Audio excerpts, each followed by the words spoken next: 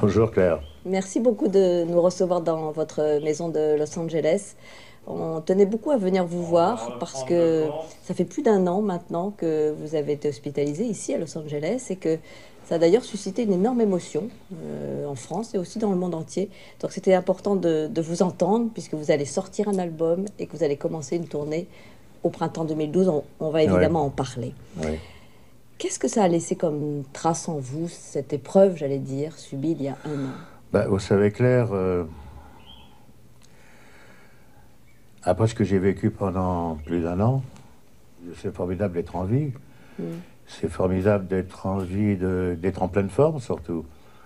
Je ne suis plus le même qu'avant, c'est vrai, après une épreuve comme ça, j'ai changé, je ne peux plus être comme avant. J'ai besoin de me sentir serein, j'ai besoin de me sentir tranquille, j'ai besoin de me concentrer sur l'essentiel, c'est-à-dire sur l'avenir et sur les choses essentielles de ce que j'ai envie de faire. On peut dire aujourd'hui que vous vous sentez bien, que vous êtes bien, vous avez Oui, retrouvé aujourd'hui une je suis bien. vitalité. Ça n'a pas été le cas pendant longtemps, mais aujourd'hui je me sens bien, je me sens en forme. Et vous dites que ça n'a pas été le cas pendant longtemps. Est-ce que vous diriez qu'après l'opération, il y a eu un moment de dépression ou de Oh oui, doute? j'étais dans une déprime totale. J'avais plus de goût à rien, j'avais plus de goût à la vie. Vous savez, quand j'étais dans le coma, on dit qu'on entend des voix comme ça. Oui. Moi, j'entendais la voix de Laetitia, ma femme, et très sincèrement, c'est sa voix qui m'a donné le courage de revenir à la vie. C'est elle qui m'a empêché de sombrer. J'aurais pu sombrer. Sortir du néant comme ça, c'est quelque chose. Enfin, c'est une expérience que je ne recommande à personne. Mhm. Et après Mais coup, vous y avez repensé? Vous avez pensé après coup que au fond, vous aviez frôlé la mort, que vous aviez... oui, c'est évident. Vous savez, sortir du néant comme ça, de revenir à la vie, on a une espèce de force en soi. Mm. Quand on vit et que tout va bien, on ne se rend pas compte de ce qu'on peut perdre. Quand tout va bien, à la limite, c'est normal. Mais quand on vient comme ça, quand on frôle la mort, les choses prennent beaucoup plus d'importance. Mm. On ne se rend pas compte que, quand tout va bien, on ne se rend pas compte qu'on peut tout perdre. Vous avez parlé de Laetitia et de sa présence. Est-ce que ça veut dire qu'au fond, ce qui vous a vraiment aidé à vous en sortir et à renaître, c'est votre famille, vos amis, vos proches, quoi? Enfin, l'être humain, l'amour, j'allais dire, au Oui, sens. de toute façon, sans l'amour de mes enfants, mes petites filles, ma femme, euh, quand je suis revenu de ce que je suis revenu, j'étais certainement pas facile à vivre. Mhm. J'étais souvent de mauvaise humeur, dans la souffrance, mais elle faisait comme si rien n'était, comme si tout allait bien. Elle m'a redonné confiance en moi, je n'avais plus confiance en moi. J'ai, pendant plusieurs mois, j'avais perdu ma voix. J'avais du mal à parler, et j'ai eu peur, j'ai eu des angoisses, je me suis dit que je ne pourrais plus jamais chanter, que je ne pourrais plus avoir cette joie qui est que j'existe Mm. parce que je suis chanteur et que je suis acteur et que sans la voix on n'est plus rien. Et elles m'ont aidé à surmonter ça. Pendant longtemps, je ne voulais voir personne, je ne voulais plus voir d'amis. Puis je me suis rendu compte que les amis sont très importants aussi dans la vie. J'ai j'ai pu compter notamment sur la fidélité de Jean Reno, Mm. qui vraiment, je me suis rendu compte dans ce moment-là que c'était vraiment un ami fidèle. Ça, je ne l'oublierai jamais. Aznavour, Lynn Renaud, des gens qui m'ont donné des choses, qui m'ont apporté, qui m'ont redonné confiance en moi. Et est-ce que vous avez eu conscience aussi qu'il y avait beaucoup d'émotions, Johnny Hallyday, à ce moment-là? J'allais dire en France, dans votre public, mais dans le monde entier, il y avait vraiment des gens qui vous aimaient puis qui ont eu peur. Donc il y a eu une grande émotion. Oui, bien sûr. Oui. Mais moi, j'étais dans le coma, donc après coup, Laetitia m'a tout raconté. Elle m'a raconté tout l'amour que tous les gens m'avaient donné pendant ce moment Mm. d'absence que j'ai pu avoir. Et ça m'a donné la force, ça m'a donné l'envie de revenir. Et d'ailleurs, j'avais écrit une lettre, d'ailleurs, pour mon fan club, où je les remerciais de leur soutien. Et c'est vrai que sans eux, j'aurais certainement beaucoup plus de mal à m'en sortir. Et j'en profite d'ailleurs et je leur dis merci. Je leur remercie parce que ils ont été pour beaucoup aussi dans ma guérison. Alors vous dites, je me suis resserrée sur mes amis, sur mes plus proches. J'ai changé. Est-ce que c'est pour ça que vous avez d'une certaine façon changé d'entourage, j'allais dire d'entourage professionnel, Johnny Hallyday? Vous savez, j'ai pas changé d'entourage. Je me suis concentré sur l'essentiel, sur les gens qui m'aimaient pour moi et pas uniquement pour ce que je représentais. Il y avait beaucoup trop de gens autour de moi qui m'aimaient pas vraiment pour ce que je suis, qui m'aimaient parce que je représentais ça, parce que ça leur servait et que j'ai voulu me resserrer sur l'essentiel de la vérité. Et vous n'aviez pas vraiment conscience avant d'être parfois entouré de gens? Non, vous savez, j'étais dans un engrenage où je travaillais beaucoup, j'étais souvent en tournée. Quand j'étais pas en tournée, je faisais un film. Et on se laisse aller involontairement à une espèce de, par paresse, vraisemblablement, à vous laisser vous enterrer de gens inutiles, de gens qui ne vous servent pas mais qui se servent eux-mêmes et qui profitent du renom que quelqu'un peut avoir pour eux, pour se servir pour eux et pas pour vous. Et moi, j'ai voulu changer justement d'entourage pour avoir l'essentiel de ce que j'ai besoin d'avoir, c'est-à-dire des gens vrais, des gens sains, des gens qui pensent comme moi c'est beaucoup plus simple finalement. On se complique la vie toujours, mais la vie peut être beaucoup plus simple. Alors il y a eu notamment le départ de Jean-Claude Camus, ça a été beaucoup dit dans la presse, il s'est lui-même exprimé. Quelle relation vous conservez avec lui? Oh, aucune. On ne touche pas à ma famille. Monsieur Camus est un menteur. Monsieur Camus dit des choses qui sont fausses, comme par exemple en ce qui concerne Delajou, il a fait dire que Laetitia l'avait traité de boucher, ce qui est complètement faux. Ça, je ne sais pas où Camus a été chercher encore cette fantaisie. Vous savez, il n'y a pas de hasard. Pour moi, il n'existe plus. Il doit être peu de relations. Aucune. Alors justement, vous parliez du docteur Delajou, c'est le médecin qui vous avait opéré à Paris. Est-ce que vous considérez, ce qui a ensuite conduit à votre hospitalisation ici à Los Angeles, ouais. Est-ce que vous considérez qu'il y avait eu une erreur médicale de sa part à lui? Écoutez, le docteur Delajou, moi je ne suis pas médecin, donc je ne connais pas les termes techniques de la médecine. Le docteur Delajou m'a percé pendant l'opération de la dure-mère. Il ne vous l'a pas dit, il ne vous l'a pas signalé. Alors, le manque d'information, il m'a rien expliqué. Il n'a pas expliqué ni à moi, ni à ma femme. Il n'a pas eu le suivi de rigueur, qui est de rigueur quand on est médecin, de me prévenir. Il est certain que s'il m'avait dit que c'était dangereux pour moi de voyager, ma femme m'aurait convaincu de ne pas voyager, on n'aurait pas voyagé, on serait resté. Je pense que c'est inacceptable. Et vous préférez qu'il y ait un procès plutôt un accord à l'amiable entre lui et un accord à l'amiable, pour moi, c'est pas possible, parce que on a eu un préjudice moral, moi et ma famille. Je peux pas... J'ai failli mourir quand même. S'il n'y avait pas eu les médecins américains, je serais plus là aujourd'hui. Son manque de rigueur, il serait venu, il aurait pris un avion, il serait venu voir, il aurait aidé les médecins américains à m'en sortir. J'aurais trouvé ça normal, j'aurais laissé passer. Et là, je peux pas. Mais est-ce que Johnny Hallyday, vous êtes, j'allais dire, un patient comme un autre? Est-ce que vous n'êtes pas impatient, justement? Mais on est tous impatients, vous savez, moi je suis impatient de rechanter. On est tous impatients, c'est pas marrant d'être dans une chambre d'hôpital, enfin pour personne, hein. Quand on vous dit qu'il faut rester, on reste. Un médecin, c'est le chef qui vous dit ce que vous pouvez ou vous ne pouvez pas faire, ce qui ne m'a pas été dit. Et est-ce qu'il y a un mode de vie qui a changé? Je ne parle pas de l'entourage, on a parlé aussi de la prise de conscience, mais simplement, j'allais dire, sur le plan physique, sur le plan... Est-ce que, au fond, vous êtes assagi, Johnny Hallyday? Oui, assagi. C'est drôle parce qu'en France, on dit toujours ce mot. On vous sait brûler la vie par les deux bouts.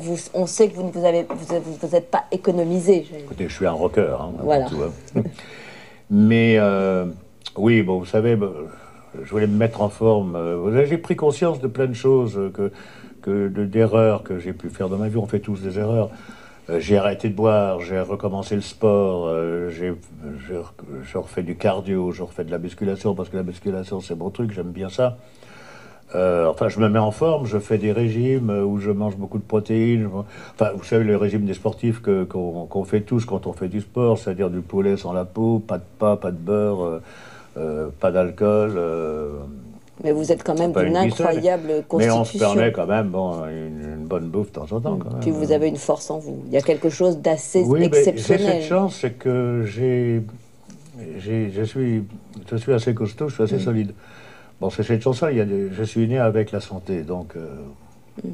Alors justement, Johnny Hallyday, il y a tous ces projets maintenant. Il y aura la tournée, on va en parler dans un instant. Et il y a cet album qui va sortir à la fin du mois de mars, que vous avez enregistré notamment avec Mathieu Chédid, où vous avez trouvé la force de vous remettre à enregistrer, à composer, à chanter à ce moment-là, puisque au fond, vous savez, quand je suis sorti du néant dont je venais, j'ai eu très peur. D'abord, j'ai eu très peur de ne plus pouvoir chanter, de ne plus pouvoir faire le métier qui me maintient debout. J'ai perdu ma voix, comme je vous l'ai dit tout à l'heure, et j'étais indécis. J'avais envie de faire un album. Je ne savais pas si j'étais capable de le faire non plus. Et puis je cherchais avec qui j'aurais pu le faire. Je voulais retrouver les racines de ma musique. Ce qui a fait que je suis Johnny Hallyday aujourd'hui, c'est-à-dire quand j'ai commencé à chanter, la musique qui me tient à cœur, c'est-à-dire le rock'n'roll, le blues qui est fondamental pour la musique que je fais, et tout en conservant quand même ce qui est accessible au public.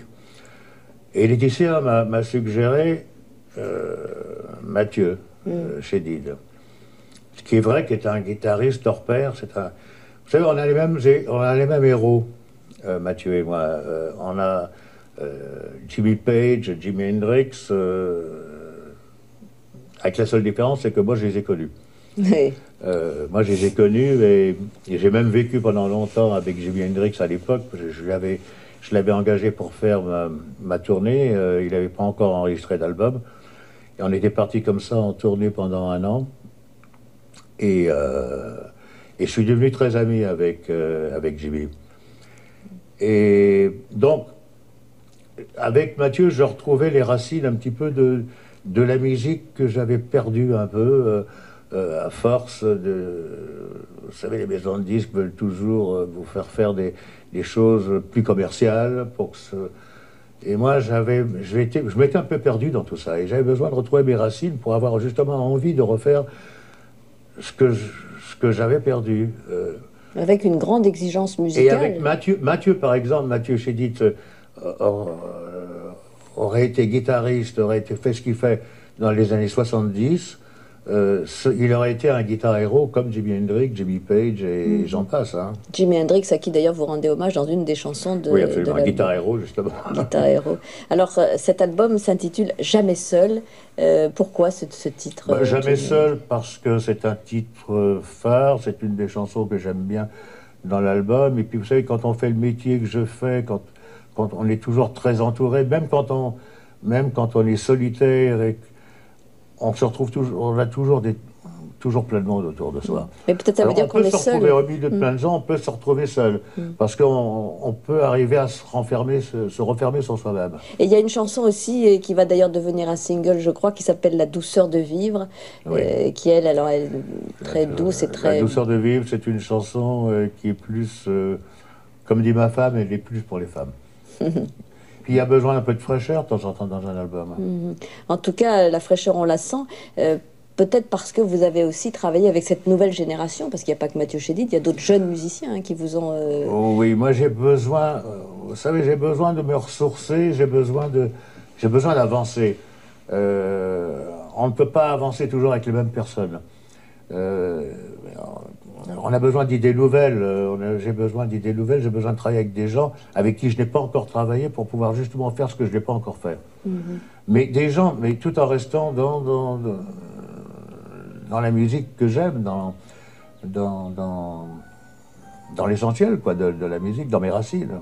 Et alors cet album, Jamais seul, a j'allais dire un charme particulier parce qu'il a été enregistré de façon assez particulière, Johnny Hallyday. Oui, ouais, bon, ça fait longtemps quoi, que j'étais pas enthousiaste comme ça pour faire un album.